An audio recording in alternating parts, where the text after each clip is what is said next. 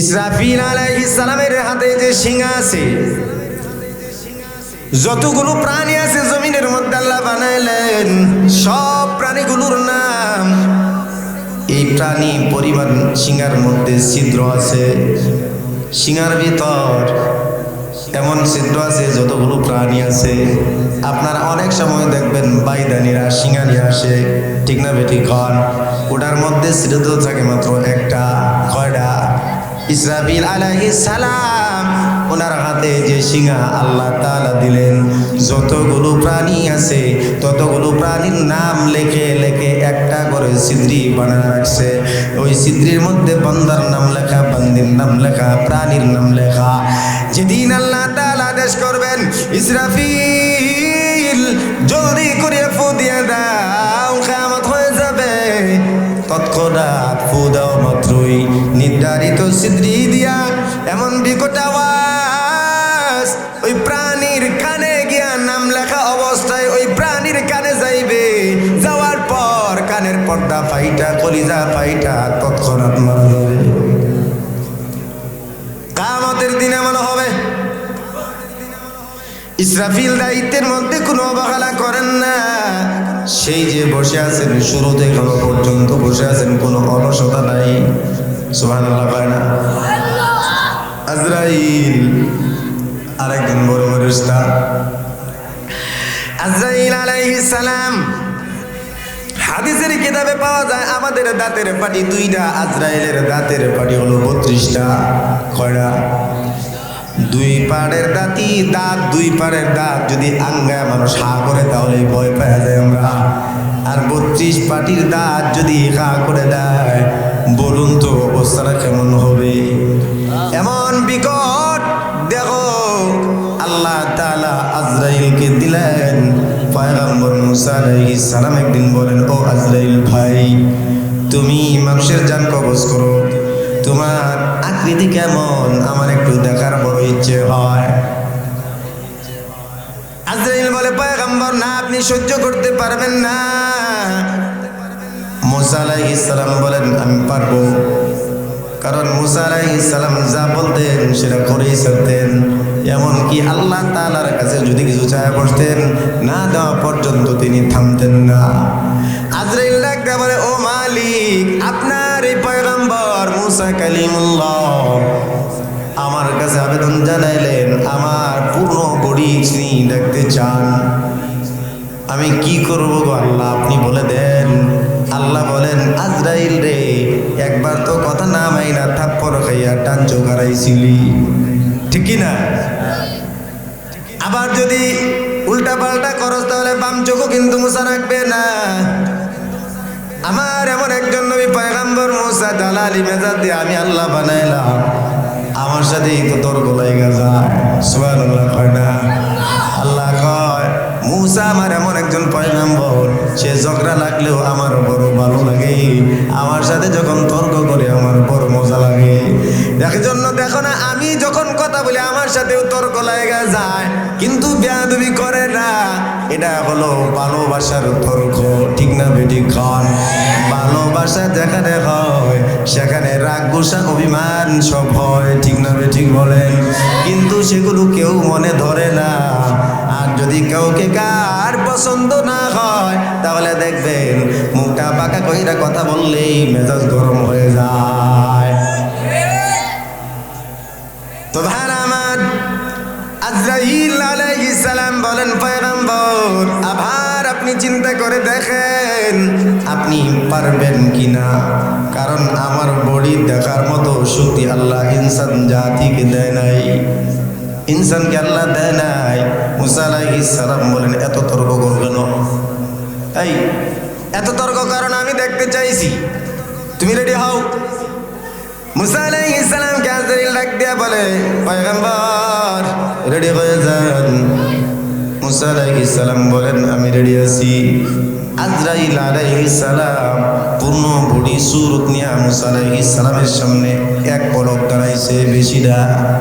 এক মুহূর্ত কাল যখন দাঁড়াইলেন, আসমান আর জমিনের মধ্যে যত ফাঁকা জায়গা আছে মুসা আলাইহিস সালাম তাকানোর পর আর কোনো জায়গা খুঁজে পায় না, শুধু অন্ধকার আর অন্ধকার।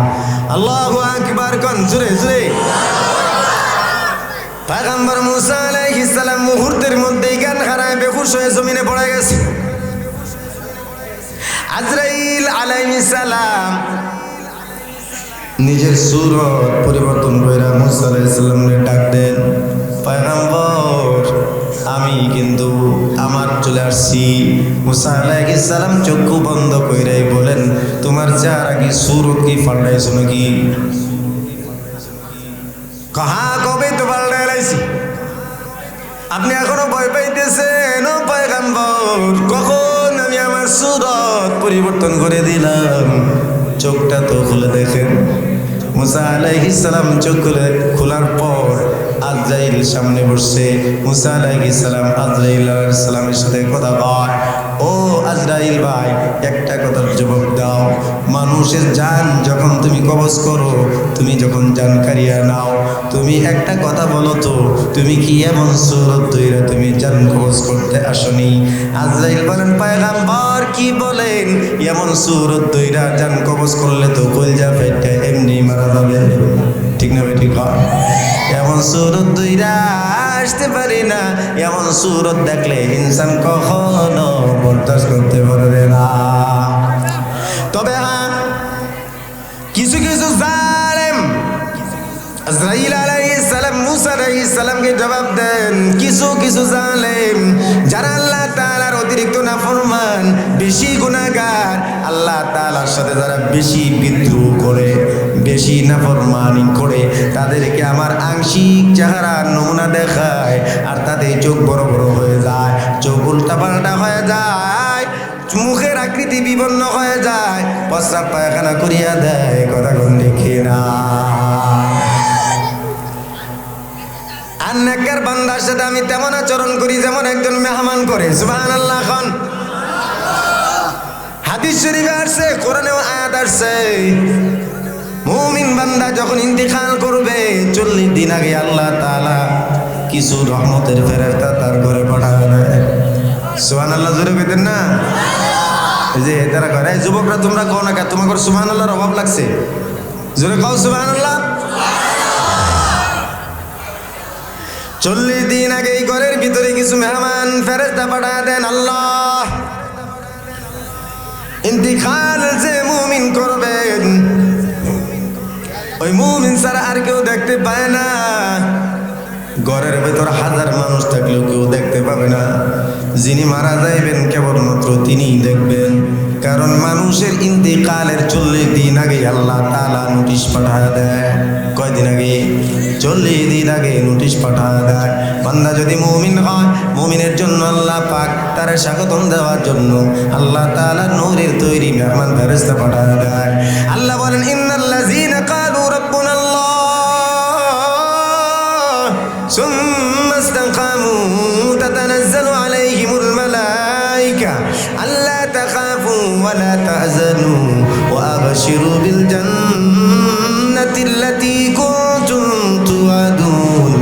আল্লাহ বলেন, যারা বলে আমাদের রব হলো আল্লাহ, আমাদের রবকে জোরে বলতে হবে, সবাই বলেন আমাদের রবকে। আল্লাহ বলেন, যারা বলে আমাদের রব আল্লাহ, সুম্মা ইসতাকামু, তারপর তারা এটার উপর অটল অবিচল থাকে, হাজারো বাধা বিপত্তি, জুলুম, নির্যাতন, মারপিট, মামলা মোকদ্দমা, অভাব অনটন, রোগ ব্যাধি, যত মুসিবত আসুক না কেন, তারপরেও আল্লাহ থেকে ও মুমিন বিন্দু পরিমাণ কিন্তু বিশ্বাস করে না, ঠিক না? এমন 100% পরিপূর্ণ বিশ্বাস আর ইয়াকিন নিয়ে দুনিয়ার সব কাজের ভিতরে যিনি আল্লাহকে প্রাধান্য দেয়, আল্লাহ বলেন সুম্মা ইসতাকামু, যে বান্দা এটার উপর অটল অবিচল থাকে, আল্লাহ বলেন তাতানাজ্জালু আলাইহিমুল মালায়েকা, তাদের জন্য আমি আল্লাহ ফেরেশতা বানায় দেই। সুবহানাল্লাহ। 40 দিন পূর্বে ফেরেশতা তোরা আইসা বান্দার জন্য অপেক্ষা করেন, বান্দারে কানে কানে কয়, কি কয় জানেননি? আল্লাহ তাখাফু ওয়ালা তাহজানু, ভয় পেও না, চিন্তা করিও না, জান্নাতে ঢুকানোর আগ পর্যন্ত আমরা তোমার সঙ্গ ছাড়ব না। আল্লাহু আকবার, আল্লাহু আকবার। আল্লাহ তাখাফু ওয়ালা তাহজানু, ভয় করিও না, চিন্তাও করিও না, আমরা জান্নাতে ঢুকানোর আগ পর্যন্ত আমরা তোমার বন্ধু। চিন্তা করো না, মরণের সময় পাশে থাকবো। সুবহানাল্লাহ। খাওয়ান মরণের সময় তো নিজের প্রাণ প্রিয় স্ত্রী পর্যন্ত কাছে থাকে না, ঠিক না বেটি? খান নিজের কলিজার টুকরা সন্তান, ভাই বেরাদর কেউ কিন্তু পাশে থাকে না। আর ফেরেশতারা ডাক দেয়া কয়, রে মুমিন, আমরা তোমার মরণের সময় পাশে থাকবো, কবরের সময় পাশে থাকবো, এবং হাসরের সময় তোমার পাশে থাকবো। যতক্ষণ পর্যন্ত আল্লাহ পাক তোমারে জান্নাতে না ঢুকাইবেন, ততক্ষণ পর্যন্ত তোমার থেকে আমরা আলাদা হব না। কিন্তু শর্ত হলো একটা। কি শর্ত? এক নাম্বার, আল্লাহকে রব হিসেবে পরিপূর্ণ মানা লাগবে। 2 নাম্বার, তার উপর আমল করা লাগবে। এখন যারা নামাজ পড়ে না, তারা আল্লাহরে রব মানার পর কি ইস্তেকামত রইছে? তারা আল্লাহরে পরিপূর্ণ মানছেনি। যারা সুদ খায় তারা আল্লাহরে মানছেনি। যারা শুক্রবারে জুমার দিন গিয়া 1 রাকাত পায় না, এরা কি আল্লাহরে মানে? যারা ঘুষ খায় এরা আল্লাহরে মানে। যারা আলেম পিডায় তারা আল্লাহরে মানে। যারা আলেমদের উপর জুলুম করে তারা আল্লাহরে মানছে। সুতরাং হিসাব কিতাব কিন্তু খুব বড় পাক্কা। আল্লাহ বলছেন, ইন্নাল্লাযীনা ক্বালু রাব্বুনাল্লাহ, যারা বলে আমার রব আল্লাহ, সুম্মা ইসতাকামু, তারপর ইস্তিকামত থাকে, মজবুত থাকে, শক্ত থাকে, কোনো বাধার প্রাচীর, অভাব অনটন, কোনো ধরনের তাদের ঝামেলা, কোনো ধরনের বড় রোগ ব্যাধি, কোনো ধরনের মামলা মোকদ্দমা, জেল জুলুম, ফাঁসির মঞ্চে গেলেও আল্লাহ থেকে তাদের বিশ্বাস বিন্দু পরিমাণ কমে না। জোরে বলুন সুবহানাল্লাহ। ইন্তিকালের সময় ফেরেশতারা বান্দার কানে কানে কি কয় শুনেন? ওয়াবশিরু বিল জান্নাতিল্লাতী কুনতুম তুআদুন। ফেরেশতারা কানে কানে কয়, জান্নাতের সুসংবাদ গ্রহণ করো। সুবহানাল্লাহ। আপনি কি মনে করেন 5,000 টাকা দামের সুদের টাকা, ঘুষের টাকা দিয়ে সুট ব্লেজার পইরা বডি ফিটনেস ভালো দেখাইলেই আপনি ভালো মানুষ? 5,000 টাকা দামের কাশ্মীরি শাল শরীরে লাগাইলে আপনি ভালো হয়ে গেছেন? এই কোটি টাকার গাড়িতে চললে আপনি লোক ভালো? মোটেও না। কারণ তোমার পুরা বডির ভিতর, তোমার কলিজার ভিতর গুনার কত কালো দাগ পইরা আছে বেটা, এটি পরিষ্কার করো নাই মিয়া, ঠিক না বে? ঠিক বলেন। উপর দিয়া যতই লেপ দাও, যতই কালার করো, যতই রং লাগাও, ভিতরে যে গুনার কালো দাগ, ওটাই তুমি মুছো নাই। সেজন্য তোমার মতো খারাপ মানুষ দুনিয়ার জমিনে কেউ নাই। পোশাকের আবরণ দিয়া ভালো মানুষ সাজা যায়, ভালো মানুষ হওয়া যায় না, ঠিক না? ঠিক। পোশাকের আবরণ দিয়া ভালো মানুষ সাজা যায়। চুরও যদি আমার মতো পোশাক পরে তাহলে ভালো দেখা যাবে, কথা কয় না? চুর ডাকাত মদকুর গান্দা করে যদি আমার পোশাক পরে তাহলে দেখা যাবে ভালো, কিন্তু ভিতর ভালো হয়েছে নি? হ্যাঁ, ভিতর ভালো হয় নাই। ওই ভিতর ভালো হওয়ার কথা আল্লাহ বলছেন, সুম্মা ইসতাকামু, রব পরিপূর্ণ মান 100% মানবি, তাহলে ফেরেশতা দিয়া তোরে স্বাগতম জানিয়ে দুনিয়া থেকে জান্নাত পর্যন্ত নিয়ে আসবো। জোরে বলুন সুবহানাল্লাহ।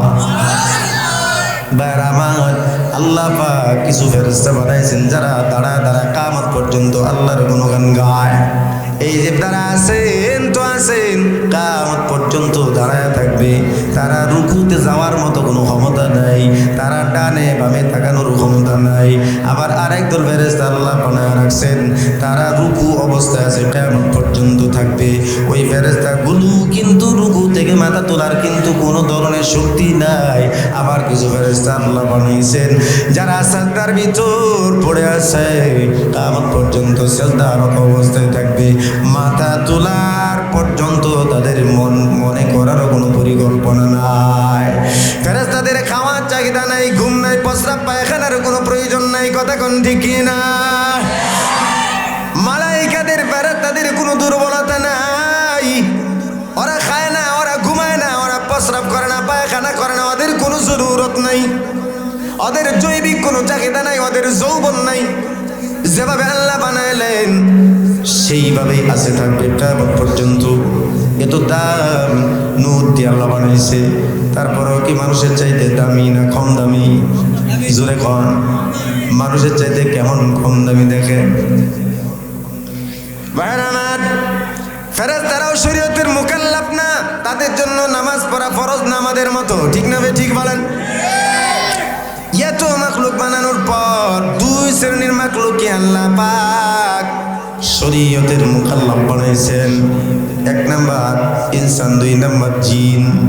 এই দুই প্রাণীকে আল্লাহ পাক এমনভাবে বানাইলেন, যেমন দিলেন মর্যাদা তেমন দিলেন শরীয়তের বিধিবিধান, ঠিক না? আপনি কি মনে করেন এত অহংকার করেন? আপনার কি আছে? গোড়ার ডিম, আপনার তো কিছুই নাই। 2 বছর লাগে আপনার হাঁটা শিখতে, 2 বছর লাগে আপনার কথা শিখতে। কথা কম ঠিক না ঠিক?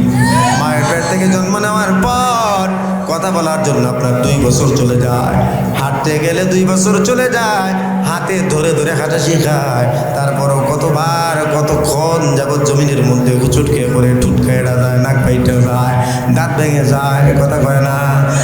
এবার তাকায় দেখেন আপনার বাড়ির গাভীটা বাচ্চা জন্ম দিছে, জন্ম দেওয়ার সাথেই দৌড় দিছে আর হাম্বা হাম্বা বলে চিৎকার দিছে। কথা কোন ঠিক না বে ঠিক? শক্তির দিয়ে মানুষ কিন্তু দামি নয়, শক্তির দিয়ে নয়, মানুষ দামি হয় কলিজা দিয়ে। কথা কোন ঠিক না? আল্লাহ বলেন ইন্নাল ইনসানা খুলিকা হালুআ, আল্লাহ বলেন মানুষকে আমি আল্লাহ পাক দুর্বল করে বানাইছি। মানুষে আমি আল্লাহ পাক বড় দুর্বল করে বানাইলাম। দেখেন না, জন্মের পর কিচ্ছু বোঝে না, যেখানে রাখে সেখানেই পড়ে যায়, বাড়ির মতো খাতার মতো, ঠিক না ঠিক? হয় মা যেখানে শোয়া রাখে সেখানেই থাকতে হয়। কথা বলতেও পারে না, ক্ষুধা লাগলেও বলতে পারে না, প্রস্রাবের জরুরত হইলেও বলতে পারে না। ক্ষুধা লাগছে চিৎকার করে করতে চোখের পানি দিয়া বাচ্চাটা বুক বাসায় দেয়, কিন্তু বলার সাহস নেই, বলার ভাষা আল্লাহ তাআলা দেয় নাই। 2 বছর চলে গেল হালা শিখতে, 2 বছর চলে গেল কথা বলতে, এরপর চলে গেল 15 বছর পর্যন্ত দুনিয়ার বাস বিচার শিখতে। হ্যাঁ, 15 বছর চলে যায় তার বালেক হইতে হইতে, 15 বছর পর্যন্ত দুনিয়ার এই নিয়ম কানুন জানতে জানতে তার 15 বছর শেষ। হায়াতের জিন্দেগি কতদিন? 40 বছর পরেই তো মানুষের কিন্তু শুরু হয়ে যায় অধপতন। হাঁটু হাঁটু ব্যথা, গিরায় গিরায় ব্যথা, মাজায় ব্যথা। কথা কয় না? চামড়ায় বাজ পড়ে গেল, ত্বকের মধ্যে চেহারার মধ্যে মেস্তার দাগ পড়ে গেছে। ইন্ডিয়া বলেন, হারবার বলেন, আমেরিকান জার্মানি বলেন, কত কিং লাগানোর পর এই যে চেহারার কিন্তু দাগ আর কিন্তু যায় না, ঠিক না? একটু আমার সাথে হিসাবটা মিলান দেখি। 15 বছর চলে গেল আপনার বালেক হইতে দুনিয়ার বুঝতে বুঝতে, আবার 40 বছর পরে আপনার আবার নতুন করে জীবন অধপতন শুরু হয়ে গেল। রইল মাঝখানে মাত্র 25 বছর। কয় বছর? মাত্র 25 বছর। এই 25 বছরে জিন্দিগিতে লেখাপড়া করে, সংসার করে, কত কিছু করে, আপনার এই 25 বছরের ভিতরে কিন্তু আপনার জান্নাত কামানো লাগবে। কারণ 50-60 বছর হয়ে গেলে পরে আপনার মন চাইবে নফল পড়বেন, মন চাইবে রোজা রাখবেন, মন চাইবে 5 ওয়াক্ত নামাজ মসজিদে গিয়ে পড়বেন, কিন্তু হাঁটুর মধ্যে ব্যথার কারণে যাইতে পারেন না, মাজায় ব্যথার কারণে মসজিদে যাইতে পারেন না। মন চায় সারা রাত নফল পড়ে কাটায় দিবেন, কিন্তু মাজায় তো খোলায় না। কথা কয় না? এমন অবস্থা হয়ে যায়। সুতরাং হায়াতের জিন্দেগি কিন্তু বেশি দিন না, মাত্র 25 থেকে 30 বছরের জীবনের ভিতরে এত বড় জান্নাতের মালিক হওয়া লাগবে। এজন্য গোলামি কম করলে চলবে না, বেশি বেশি করিয়া গোলামি করা লাগবে, ঠিক না? আমাদের শ্রমিক ভাইয়েরা ডিউটি হলো 8 ঘন্টা, কিন্তু ওভার টাইম করে আরো 4 ঘন্টা, ঠিক না? ঠিক বলেন কেন? 8 ঘন্টা ডিউটির পর দাঁড়ায় থাইকা 8 ঘন্টা ডিউটির পর আরো 4 ঘন্টা কেন করে? এজন্য করে সময় কম, সংসারে অভাব অনটন বেশি, রোজগার বেশি করা লাগবে, সংসারে চাহিদা বেশি, টাকা বেশি দরকার। এজন্য ওভার টাইম বেশি করে, শরীর না খোলাইলেও কিন্তু ওভার টাইম সারে না, ঠিক না ঠিক হয়? তাই ভাই আমরা আমাদের 5 ওয়াক্ত নামাজ পড়েই কিন্তু শেষ না, নামাজের পর আরো কিছু নফল ইবাদত করা লাগে, যার জন্য আমাদের জান্নাতের মালিক হতে প্রয়োজন পড়বে। কিন্তু কিছু কপাল পোড়া মুসলমান 5 ওয়াক্ত নামাজ দূরের কথা, জুমার নামাজটাই পড়ে না, কথা কয় না। যাই হোক, আরেক জাতি আল্লাহ বানাইলেন জিন। কি বলেন? জিন দেখছেন নি কোনোদিন? দেখছেন? জিন শক্তিশালী জাতি আল্লাহ বানাইছেন আগুন দিয়া। কি দিয়া? আগুনের তৈরি। আগুনের মধ্যে যেমন একটা উগ্র ভাব, কাছে যাওয়ার আগে তাপ লাগায় দেয়, কথা কয় না। আর কাছে গেলে জ্বালায় দেয়, দূরে থাকলে তাপ দেয়, কাছে গেলে জ্বালায় দেয়। আগুনের এমন একটা স্বভাব কিন্তু আছে, কথা কোন ঠিকই না। সেই আগুনের তৈরি জিন, তাদের কিন্তু উগ্র স্বভাব। আল্লাহ তাআলা ইনসান জাতির আগে জমিনের মধ্যে জিন জাতি বানাইছেন। ওয়াল জান্না খালাকনাহু মিন ক্বাবলু মিন নারিস সামুম। আল্লাহ বলেন এর পূর্বে জিন জাতি আমি আল্লাহ তাআলা দুনিয়ার জমিনে পাঠাইলাম। এই পিছনে কথা বলবেন। এই জিন জাতিকে দিয়ে আল্লাহ দুনিয়া আবাদ করাইলেন। খুব মনোযোগ দিয়ে শুনেন। কিন্তু জিনেরা বেশি উগ্র, এদের অহংকার বেশি, দাম্ভিকতা বেশি। আল্লাহর নাফরমানি করা শুরু করলো, আল্লাহ নারাজ হয়ে গেলেন। আল্লাহ তাআলা নারাজ হয়ে গেলেন। নাফরমানদেরকে আল্লাহ পছন্দ করে না, ঠিক না ঠিক কর? আল্লাহ তাআলা ফেরেশতাদেরকে নূরের লাঠি দিয়ে পাঠিয়ে দিলেন। সবার হাতে নূরের লাঠি আল্লাহ পাঠিয়ে দিলেন। ও ফেরেশতাদের দল, জলদি যাও, যাইয়া মারি নাফরমান জিন জাতিকে পিডায়া যতগুলো পারো মারো, আর যেগুলোরে পারো খেদাও, বিদায় করো। যে জিনেরদেরকে ফেরেশতারা আইসা এমন ভাবে পিডাইলো, কিছু মারা গেল, কিছু ল্যাংড়া হইল, কিছু পাহাড়ের আড়ালে গিয়া লুকাইলো, আর কিছু গিয়া সাগরের তলদেশে গিয়া আবার শুরু করলো। এজন্য সাগরের তলদেশে বড় বড় জিন্নাত থাকে, মাঝে মাঝে বড় বড় জাহাজ আর স্টিমার লঞ্চ কিন্তু আটকায় দেয়। সবাই চলে যাওয়ার পর মাসুম একটা বাচ্চা, ছোট্ট 1000 বছর বয়স। কয় হাজার বছর? বাচ্চা 1000 বছর বয়স, দেখতে বড় সুন্দর। বাচ্চাদের তো এমন চেহারা আল্লাহ মায়া দিয়া বানাইছে, যে কেউ দেখলে বাচ্চারে আদর করতে মন চায়, ঠিক না ঠিক বলেন? আমার নবী এমন মায়াবী ছিলেন, বাচ্চা দেখলে রাসূল আমার কোলে নিতেন, জমা খাইতেন। আমার নবী এমন দয়াবান ছিলেন। এই যে মাসুম বাচ্চা 1000 বছর বয়স, এই জিনের বাচ্চাটারে ফেরেশতারা মারতে চায় না। ফেরেশতারা ডাক দেয়া কয়, আল্লাহ কি করবো আপনি বলেন? এই যে মাসুম বাচ্চা, ই তো যায় না, পালায় না, এটারে মারতেও মন চায় না। ও মালিক গো, এমন মাসুম, তার তো কোনো অপরাধ নাই, কি করি আপনি বলেন? আল্লাহ বলেন, কি করতে চাও? কয় আমাদের সাথে রাখতে চাই, আমাদের দেখা দেখি হয়তো ভালো হয়ে যেতে পারে। সৎসঙ্গে স্বর্গবাস, সৎসঙ্গে সর্বনাশ প্রবাদ একটা কথা আছে না নাই? ফেরেশতারা ভাবলেন আমাদের সাথে যদি থাকে বাচ্চা বয়স, দেখা দেখি হয়তো আমাদেরকে নকল করবে। আপনারা দেখবেন যেই ঘরের মধ্যে মারা নামাজ পড়ে, মায়েরা নামাজ পড়ে, যায় নামাজ বিছায় নামাজে দাঁড়াইলো, 2 থেকে 3 বছরের বাচ্চা নামাজ বুঝে না, কিচ্ছু বুঝে না, আন্তাজি গিয়া টিকবাজি দেয়, কথা কয় না?